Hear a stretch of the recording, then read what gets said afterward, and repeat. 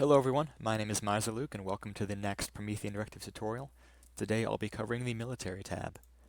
To start off with, I'll outline what a few of the sections do. Up here you have information, just about your free materials and what limits you have for vehicles, stuff about upkeep and statuses, and then here are some sums that deal with stuff going on with all of your fleets put together.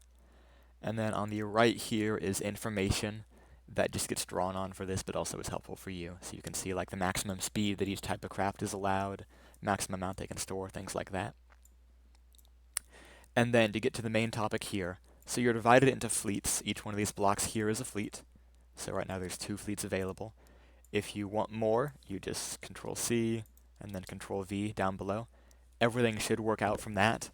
If you want to expand the number of ships in a fleet, ask me beforehand because the formulas get weird, and I'll do it for you. But in general, 6 maximum should be plenty for most fleets, 6 distinct types. So each one of these fleets is divided into information regarding the fleet as a whole, which is this row right here, and then rows for ships individually. So to start with covering the fleet level information, you've got your fleet name, whatever you want to be, like First Fleet, Second Fleet, or Expeditionary Fleet, whatever. The terrain type for your fleet, which is sea, air, land, fort, or sub. If you're amphibious, you'll want to use air, because that means you can go over sea or land, even if you're just like a walker, let's say, that can walk on the bottom of the sea or on land. Just put air. If you're stationary, put fort. And then if you're a submarine, you can choose between sea or sub each turn, depending on if you want to be on the surface or underwater.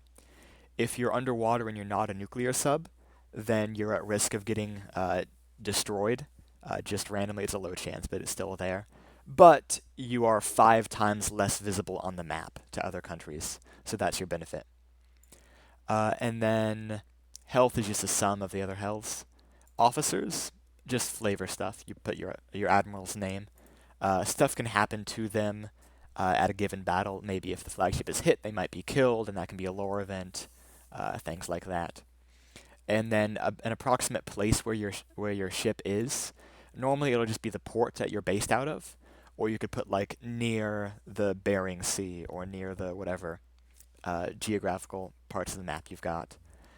And then your status and stance, they're kind of similar, but they're definitely distinct. Your status is determining basically how much upkeep your fleet's going to have and then what you're allowed to do.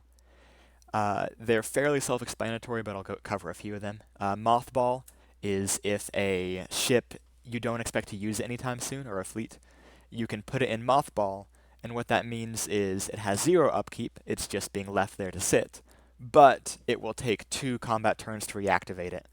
So this is stuff that you use for ships that you don't think you'll need, but you might be able to detect a war brewing and be able to bring them out of mothball in time. Otherwise, you may find yourself in a very bad situation if you've got a surprise attack and your whole fleet's in mothball. So it's just another tool that you can use. For movement, you'll be charged upkeep based on how far you move, between 2 and 5% of your total cost. And then for combat, you probably don't expect combat when you are going into it, so just put like move or idle, whatever you want for your status, and then I'll update it to combat if combat happens, and make sure that you get accounted for the upkeep. If you don't have enough stores to pay for your upkeep, then that will be charged as direct damage to your ship. So if you've got like 3% stores left and you are in combat, then you'll take an extra 7% damage, which is 10 minus 3, because of that running out of stores on top of whatever you take in battle. And then your stance basically determines how close fleets need to get before combat will happen. If you're evasive, then they need to get really close. If you're in search, then you can be a lot further away. And then the range is the sum of these for the 2 fleets. So if you're both in evasive, then you need to be within 30 pixels for that to happen on the map. Whereas if you're both searching, then it's 150 pixels or 10 grid cells. Whereas if one of you is searching and one of you is patrolling, then it would be 8 grid cells because they get added together. And then these also affect the formation that your vehicles will be spawned in with. If we're doing like a tournament style thing, it'll probably be 150 meter separation for compact, like 250 for combat and then like 500 for dispersed. But if you're manually doing like the move orders for like a type 1 combat, then uh, it'll be whatever you want it to be, but you'll still have to follow these general guidelines. And in general, combat gives you the most readiness, which means you have to be on patrol. That means that if you have like an aircraft carrier, you can spawn your planes in the air rather than having to launch them off your deck, which can be a huge help. And you get just more customizability about your formation shape. So if you really want to find someone and do combat, you do search. If you want to avoid combat at all costs, you do evade. And then for general use, patrol will do you well. Next, and that's your stance right here. Next up is your coordinates. So the blue cells I will always update for you. Essentially, once every turn passes, I'll take your final coordinate and then put it in the current coordinate for the next turn. But you'll see here that you've got two types that you can work with, your middle and then your end. So you're actually able to issue two movements. You go to a midpoint and then a final point. This can allow you to do a variety of things, including moving like around a peninsula if you're a ship, or around mountains if you're tanks. It can allow you to go out and back if you, let's say, want to have a flight of planes that go out to somewhere and then come back on the same turn. You can totally put a middle coordinate of 50 and then an end coordinate of 100, and then it will bring you back to your current position at the end. And that'll be displayed on the map too. It's really cool. Alternatively, you can just ignore it if you just want to go from point A to point B and just make your final coordinate there. And then there's some more details in here for what middle coordinates do. A turn is essentially separated into like 10 time steps that I'll use to see if fleets like got close enough to each other during a turn, but maybe didn't begin or end close enough. So if you set like the same middle coordinate as your final coordinate, let's say you're going from 100 to 200, then this will move you as quick as possible to the end point at the beginning of the turn. And if you do the opposite, you'll wait in port for as long as possible before departing. So if you expect like an enemy fleet to be looking for you, then you can use this to help evade them, but if you still want to move ports during this time. You'll notice here that the status has gone red. This is because we're trying to move when we're at a base status. If we go to move, you see it's fine, or combat. Or actually, no, not for combat, so just set it to move if you're going to be moving. This will turn red most likely on the very first turn, because you're probably going to be on base consumption, and you want to set your starting coordinates. Don't worry about it in that case. If it goes red on turn 0, because you need to get your forces in place first. But do keep in mind that you've probably got something set wrong if this lights up on other turns, and let me know if you've got a question about it. Looking for this stuff, yeah, range shows you how much of that you've used.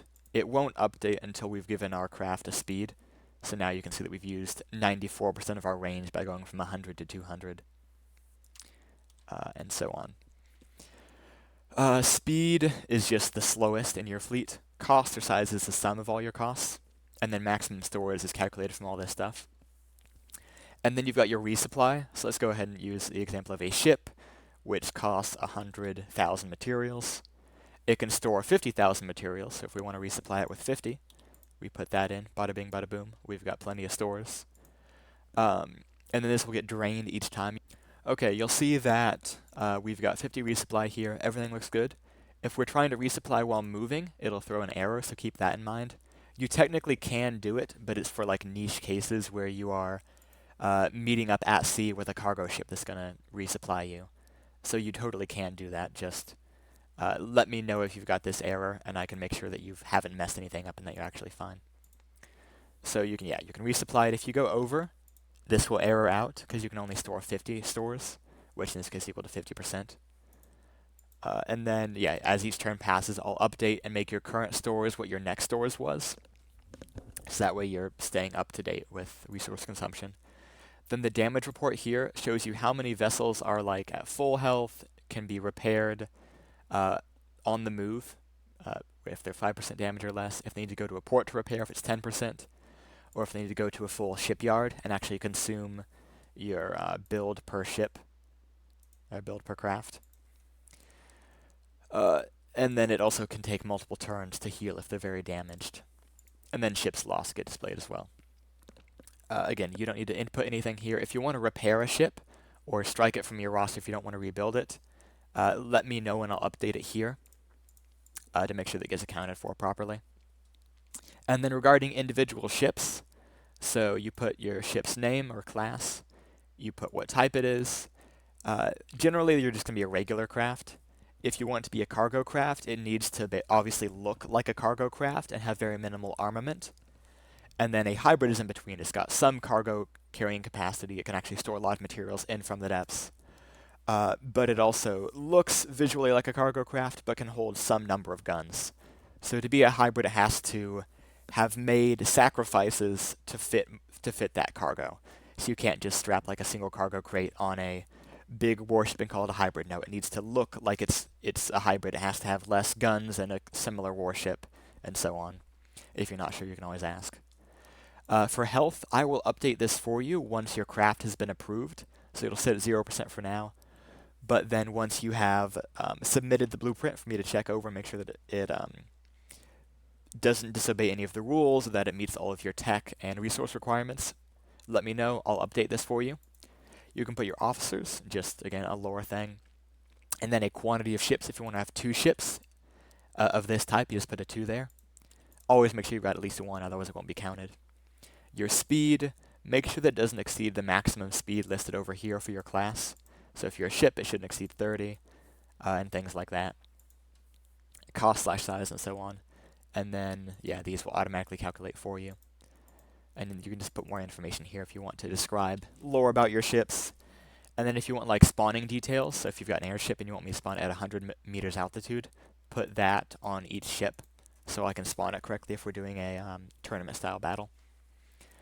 And then that should just about cover it here. You've got diagnostic stuff there again, so you can see that we've got -150 because we haven't selected a selection here. But yeah, that should just about do it. If you've got questions, feel free to ask. And yeah, this is one of the more complicated ones, so I'm always happy to help you out with it. Alrighty, thank you very much for watching, and goodbye.